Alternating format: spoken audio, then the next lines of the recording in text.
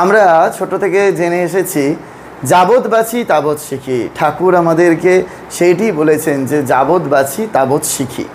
এই শিখতে গেলে আমাদের যেটি হওয়া প্রয়োজন, নিজেকে খালি করতে হবে। ওই একটা এক্সাম্পল দেওয়া যেতে পারে যে যেমন রথের দড়ি যদি আমাদের ছুঁতে হয়, আর রথের আসছে সেই সময় আমি বাজার করে ফিরছি, দু হাতে একদম ভারী ভারী ব্যাগ রয়েছে, সেই দু হাতে ভারী ব্যাগ নিয়ে তো রথের দড়ি স্পর্শ করতে পারবো না।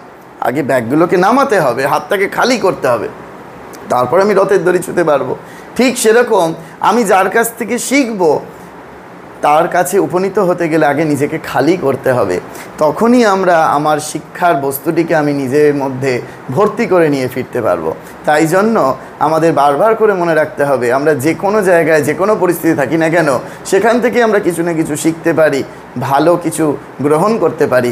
যাবৎ বাঁচি তাবৎ শিখি।